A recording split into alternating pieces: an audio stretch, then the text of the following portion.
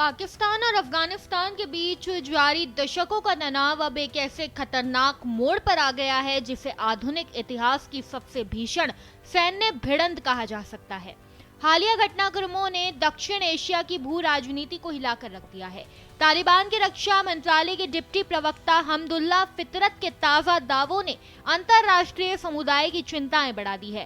तालिबान का कहना है कि उनकी वायुसेना ने पाकिस्तान के भीतर घुसकर आत्मघाती ड्रोनों से बड़े पैमाने पर हमले किए हैं। इन दावों में सबसे चौंकाने वाली बात यह है कि निशाना केवल सीमावर्ती इलाके नहीं बल्कि पाकिस्तान की राजधानी इस्लामाबाद के बेहद करीब स्थित फैजाबाद और वहां मौजूद प्रधानमंत्री शहबाज शरीफ के कार्यालय के आसपास के सैन्य प्रतिष्ठान भी थे।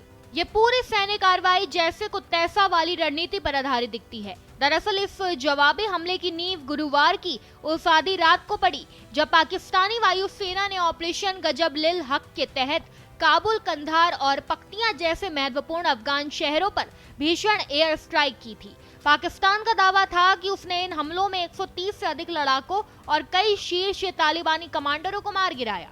इस हमले ने तालिबान को बैकफुट पर धकेलने के बजाय उन्हें उग्र कर दिया। शुक्रवार दोपहर 11 बजे के करीब तालिबान ने अपनी वायुसेना तालिबान एयरफोर्स के सक्रिय होने का दावा करते हुए नौशेरा, कैंट, जमरूद सैन्य कॉलोनी और एबटाबाद जैसे संवेदनशील सैन्य ठिकानों पर ड्रोन दागने की पुष्टि की। तालिबान का कहना है कि उन्होंने न केवल 55 पाकिस्तानी सैनिकों को मार गिराया बल्कि 15 से अधिक सैनिकों को बंधक बनाकर 23 पाकिस्तानी सैन्य चौकियों पर कब्जा भी कर लिया है। हालांकि ये समझना जरूरी है कि युद्ध के मैदान में दावों और हकीकत के बीच एक धुंधली रेखा होती है।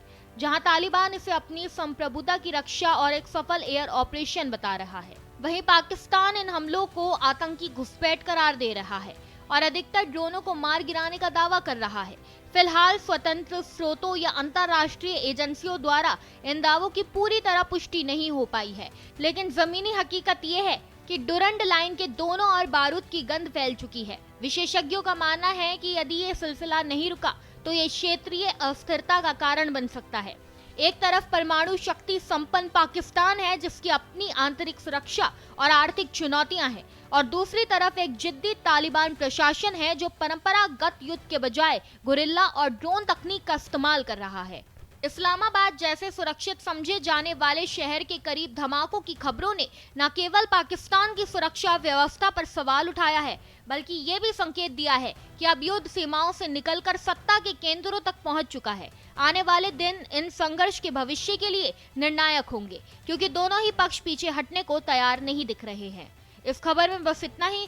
ऐसी ही तमाम खबरों को जानने के लिए देखते रहिए भारत एक्सप्रेस डिजिटल।